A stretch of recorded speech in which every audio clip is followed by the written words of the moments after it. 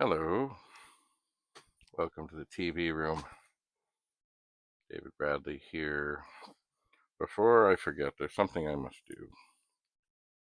These things I've got, they're supposed to go on the feet of my chair. They could be used on computer things too. They could be, but they gotta go on the feet of my chair. So, I'm going to do this. So, I see. Sorry, there is dust. There is stuff. Oh, I see. What? Oh, I see. These things. Oh my, that are on, oh, this could take. These things that are on my chair are actually, they have kind of, no, I guess the original things had like metal things. That was the slider, and they've kind of worked their way through. Aha, because I've noticed the floor is getting marked up. All right, well, we'll see how long these things last. Just a second. I know you can't probably see these. Anyway, these things actually would, for some computer applications, where you're missing a foot off of something, might be quite good. All right, excuse me. Oh yeah, so we have new feet on the chair. There we are. So we'll see. So why are we here today? Excellent question. Why are we ever here? Well, oh yeah. How's this doing?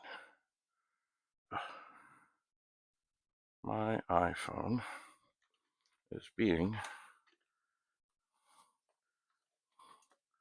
difficult. And that it doesn't want to charge. It may be I've got to zap it again with some deoxit. But I think the connector inside is getting I don't know. Well, I mean, it's an iPhone 6, so I think there is some definite something weird happening.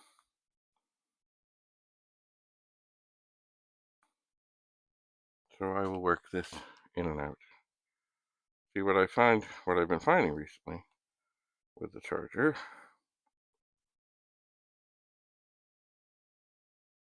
is if I put the phone upside down, then it charges. And if I have it kind of hanging on the edge or something, it charges. So I'm going to put it down, see if it charges. All right, deoxit. Ta-da! Anyway, it seems to be charging. I really need it to be charging. Okay, so why are we really here? We are really here. Right. Because we have, yes, another monitor to test.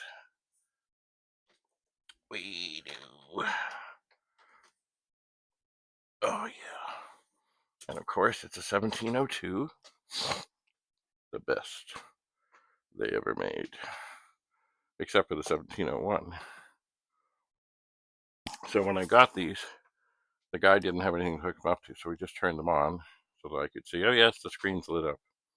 But I now have it connected to a Commodore 64. And I think, oh yeah, I can see on there it's flashing. I can't see well here. But I will turn on the Commodore 64. And indeed, it is working. I'm thinking more and more that as the world of Commodore is fast approaching, that I will you know what? I've spent a whole lot of time on data sets. I haven't had a whole lot of luck with them. And I'm not sure if I'm going to, I don't know. I've just, things have come up. It's been busy. But I do have monitors. So I'm thinking that I might take some there and see how it goes. I might. So don't forget, if you're in the Toronto area or within a reasonable driving distance, the World of Commodore is in 2 days. This is Thursday, the 28th of November. The World of Commodore is Saturday, November 30th, 2024, as well as December 1st, 2024. Open to 10 a.m. at the Admiral Inn in Mississauga, Ontario, which is very close to Toronto. Very, very close. Not a terrible drive, considering there are people who will drive from the United States and from way up north and all kinds of other places. If you're anywhere around Toronto, or the GTA, as they say, Greater Toronto Area, it's worth the drive. Anyway, go to tpug.ca for details. So this monitor is working. I'm going to leave it on to be torture tested. I am. I'm looking under the table here. I don't see that I have any other 1701 or 1702s here, but I know I have others. So I think what I'm going to do through the day, as time allows, is I'll bring up another, I'll test another, I'll see what's what. And I'll see how these little these chair feet things stick more, because this chair, it's a little rickety. But as I push, they certainly don't slide as well, but maybe that's just as well. Maybe it is. Anyway, I have much to do. I have much to check. I do have much more to do, because the World of Commodore is coming. And I will be there on both days, and I'll have a table. Chances are I'll have monitors to sell. I don't know what else. I'll see. I know I have a box here that has joystick parts, and that's exactly what they are, parts. They are not working, but they have cables, and they have things, and they have stuff. Some of them would be good for display purposes, if you just want to display them, and others, if you're trying to fix something, they'd probably be good. And I always thought, yeah, I'll take that box. It's funny, as I sit here, the box is inching its way off of this table. I'm surprised it hasn't fallen yet. I do need to correct that, but I can't exactly correct that now, because I'm sitting on a box on top of the box. And here you are looking at me testing out this monitor. So, anyway, I will see you. You know what? I'm going to hold something up here. Many years ago, I did much more photography, and I found a bunch of pictures in boxes, like they'd just been printed in the garage. And here is a shot of a wonderful model and her cat out in the forest. And I did do some manipulations and adjustments with a program called, oh, I don't remember now. I don't remember. Anyway, I have been shooting videos with some of the pictures that I took long ago. This one I have not done yet, but I will. And I will tell the story behind it. And she is a very courageous young woman. And I've not seen her in a long time because she has moved to Western Canada. But we keep in touch on Instagram. And I wish her well. The cat, I don't know about the cat. I would suspect, sadly, maybe the cat has lived its life. I don't know. And I'm just struggling to remember what is the name of the program, because it's a wonderful program that I use. There are two. There's one that lets you sort of fix faces, and there's another that lets you add, like, kind of mood things. Anyway, I have many more pictures. Many more to go through. And these are prints. I think what I did with these prints was long ago, when I was on a TV show, hoping maybe to, besides being on a TV show, end up shooting stills on the TV show. It never happened.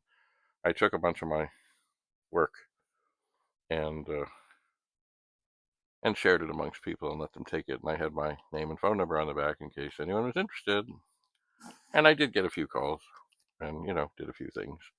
But it's good to, what do they call it? Shameless self-promotion. But also, they were good pictures.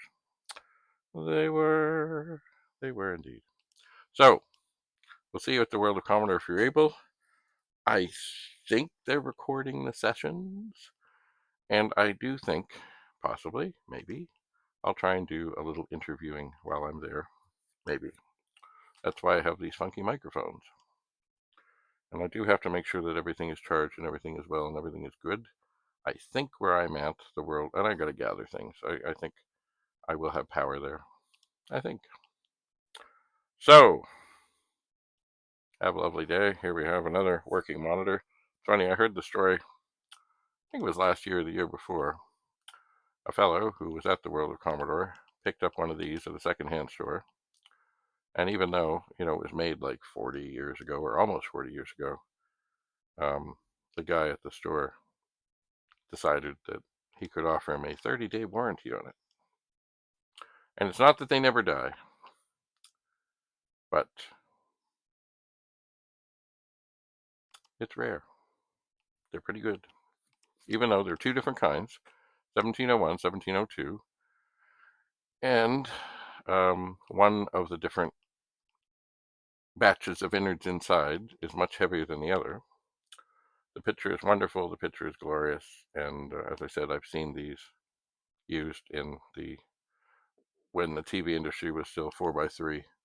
I've seen them on movie sets, TV sets, all kinds of places. They're monitors and great for monitoring things. And I do know a fellow that I used to work with, and this monitor sort of thing is his primary television to this day.